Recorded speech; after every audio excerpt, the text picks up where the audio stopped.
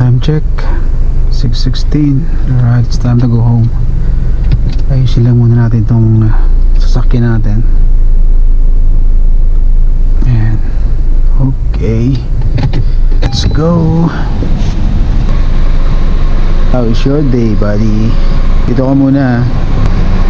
Mag-iiba tayo ng setup ngayon dahil may problema tayo sa parking natin. I decided na dito ka na lang muna. So dadalhin ko lang kung ano yung mga kailangan kong dalahin. Yung jacket, well, dito na lang yan kasi hindi naman tayo magmumotor nga.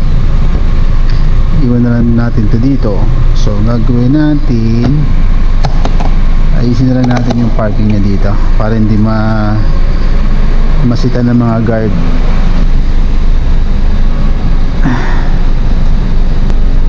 Ayusin ko lang yung parking mo, tabing tabi, kailangan yung hindi ka nakakasagabal. Yo. Alright, maglalakad tayo pa uwi. Alam nyo kung bakit? May problema kasi ako sa parking dun sa apartment na tinutuluyan ko. Dadalhin ko lang yung yung magaan kasi wala akong backpack na dali. Bukas ako magdadala ng backpack. So ngayon, sacrifice muna tayo. So importante yung salamin ko. Hindi na kasi ako pwede nang walang salamin eh. Malabo na yung mata natin. Magdala tayo ng power bank kasi importante may power bank tayo. Yan. So may charger naman tayo sa bahay, hindi problema yan. So okay na. Yan. We're good to go mga ka-roadie. Uwi na tayo sa apartment. Yan. So bago ako umalis, I see to it na maayos lahat. Yan. Yung cellphone natin, baka makalimutan. Tapos natin yung salamin. O spark, ilaw off, aircon off. Alright, let's go. Dito ka muna, roadie. See you tomorrow, buddy. Lalakad na lang tayo pa uwi. May problema kasi ngayon dun sa barangay namin. Since bago yung kapitan, may mga bagong ordinances na pinapatupad. Kaya bawal daw yung ganito, bawal na daw kung mag-park dun sa dati. Nakaka-stress lang eh. Gawa lang tayo ng paraan. Mag-adjust na lang tayo. Ay nako. Oh diba, oh diba. Okay, let's go. Sacrifice muna tayo. Oops, excuse me. So ang oras natin 5:25. Okay, tingnan natin kung ilang minutes natin lalakarin mula dito hanggang dun sa amin. So exercise to mga ka-roadie. Kasi palagi na lang tayo nakamotor eh. Tagal na panahon na rin na puro na lang tayo nakamotor. Motor ng motor. Sige Alex.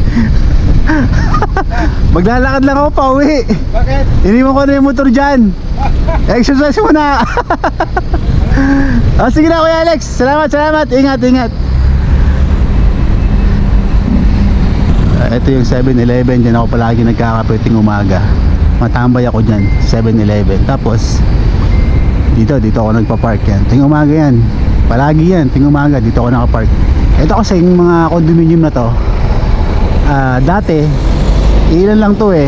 Ngayon halos buong Meralco compound puro puro condominium na. Nag-umpisa sa 4 na tower, ngayon napakadami na, halos lahat na puro condominium na. Meron pa dun sa likod, bagong tayo yun. Ito nga pala yung floodway ng MMDA dito. Ayan. So doon yung MOA, doon yung dagat kung saan may nangyayaring reclamation na naman. What? Wala na silang magawa sa buhay mga ka-roadie, kaya ultimo dagat talagang ginagawa na nilang lupa. Ito na yung overpass na sinasabi ko. So dyan tayo dadaan, patawid dun sa kabila. Tatawid tayo dun. Itong overpass na to, kapag mga alanganing oras na, delikado to. Kasi maraming na-hold up dito, to be honest. Kung dito kayo dadaan, kailangan alerto kayo. Kailangan doble ingat kasi pugad ng mga tarantado tong lugar na to. Dito, nakakita tayo dito. Oh, may CCTV camera oh. Ayos ah. So Maganda yan, merong CCTV camera dito. Mangga. Mangga? 50 balat lang. 50? Oo, pangkain lang po yan. Hindi pa ako kumakain eh, di nakasimsik mura ako dyan. Yoko, wag na. Ito na lang, bigyan na lang kita ng ano. Oh, isa sa'yo. Isa sa'yo. Oh. Safe bang dumaan dito? Ha? Safe naman dumaan dito? Oo naman. Kasi alam ko dito, pag alanganing oras, madami mga gago eh. Di ba? Totoo, hindi? Sa akin kuya, ba't wala? Huwag na, kailangan pa ba? COVID ka eh. Ikaw naman. Para naman mas, Ano? malamig may Ano na? Oo, sige. Anak mo yan? Hindi mga lang, kaibigan. So dalaga ka pa? Oo. Diyos ko po, inang. Mag-asawa ka na kasi. Ayoko. Ayaw mo? Ayaw daw niya mag-asawa. Sakit sa ulo. Ito yung Rojas Boulevard. Galing ka ng Luneta, papunta ng Cavite. Yan, papunta ng Cavite yan. Oh. So dito may mga dumadaan din. Dito nga lang kasi walang ilaw. Yun ang hindi maganda rito. Pag alanganing oras, napakadelikado talaga. So Libertad na to. Yan, Libertad na yan. Dire-diretso lang tayo. So tsatsagain natin lakarin yan hanggang dun. Napakalayo niya, pero okay lang naman. So 10 minutes na tayo naglalakad. Siguro mga 30 minutes to. Tingin ko lang mga 30 minutes. So 30 minutes sa umaga, 30 minutes hapon pag uwi. Ay okay lang. Ang ganda ng motor oh. Teka, tingnan natin yung motor. Ganda eh. Oh. Wow! Kawasaki 650. Wow. Ganda oh. Kawasaki Z650. Lupit. Bale, magkakaroon din tayo niyan. Iwala lang. Siyempre, samahan natin ng hard works at dasal. AIMS, Asian Institute Maritime Studies. Ang gandang school to. Pag graduate ka dyan sa AIMS, kumbaga sa pagkain, mabenta ka. Pag graduate ka ng AIMS, madali kang matatanggap sa pag-a-apply mo ng trabaho. Malupit yan. Halina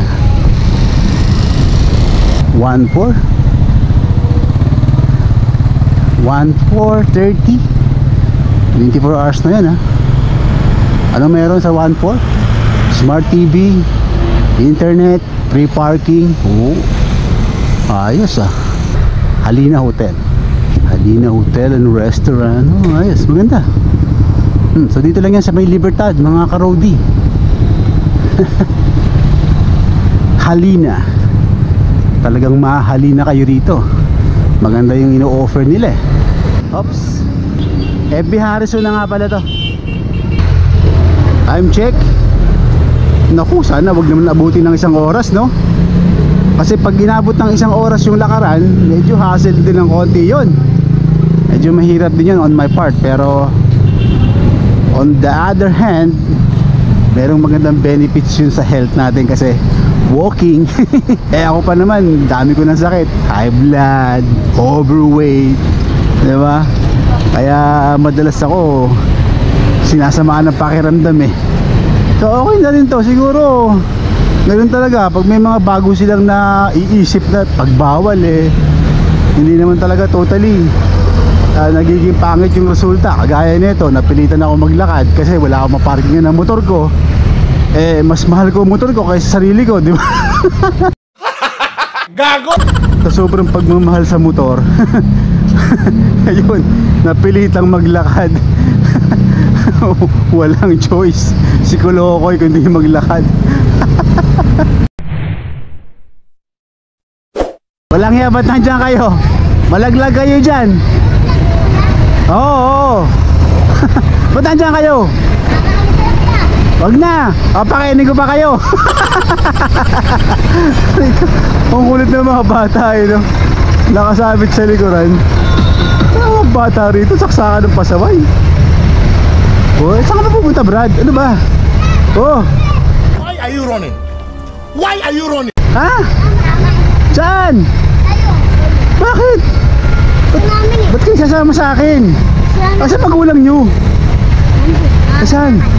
Nangangalakal. Ba't ginando kayo sa may likod ng jeep? Madisgrasya pa kayo doon. Mamalimos po kami. Malimos kayo. So anong gusto nyo sabihin sa akin? Huwag mong subukan. Ano, alam ko na yung mga datingan nyo eh.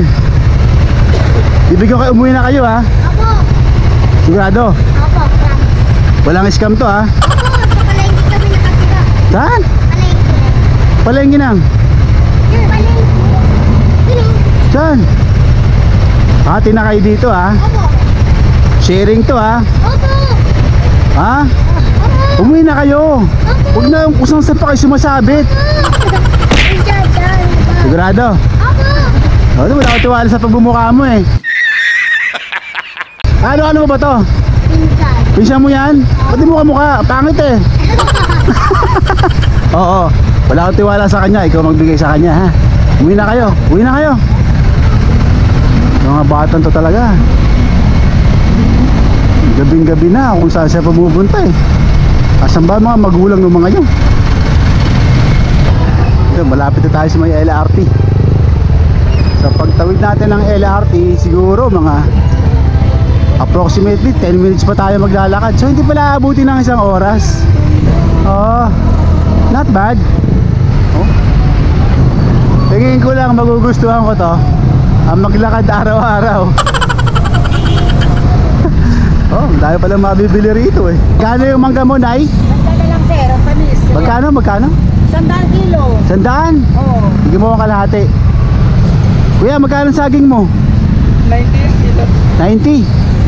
Bigyan mo kalahati. Marami lang. Kalahati lang, oh. Kasi ako lang naman nakakain. Wala naman ako ibang kasama eh. Bigyan mo ko ng magandang klase ha. 50. Magkano 50 raw yung kay ate? 40 lang. Dagdagan ko isa para siguro. Wow naman, may dagdag pa ha. Salamat. Pero mo na. Ito lang hapunan natin ngayon mga karodi. Yan. Kalahating mangga, tsaka kalahating saging. Time check. Ha! Pag-aalas 7 na, 5 minutes na lang.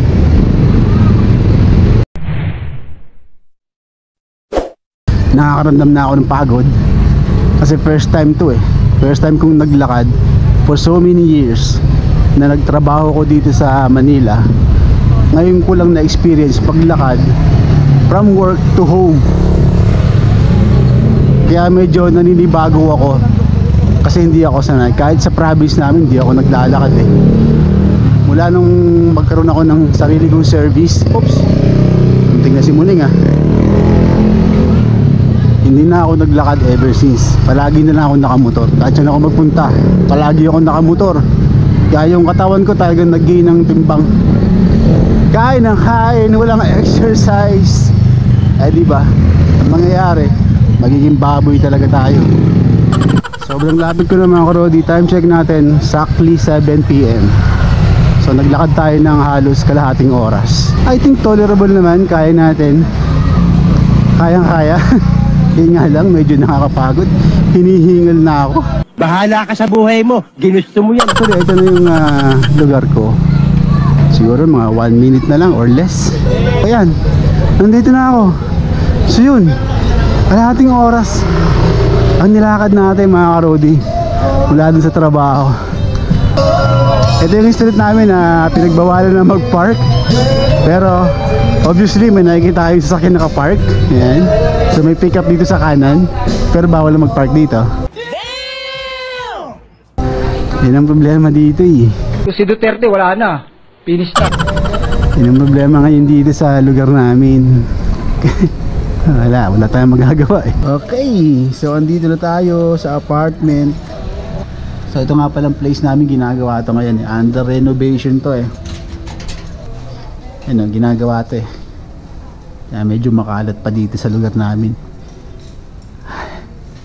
Walang tao. Ako pa lang ba? Walang tao. Yun. So mga karodi, hanggang dito na lang yung vlog natin for today. Thank you for watching. Please like, syempre, share and then subscribe. Tapos huwag niyong kalimutan pindutin. Yun, ang liwanag. Yung notification bell for more updates. Yan. So yun lang. We're home. Safe and sound. Till next time.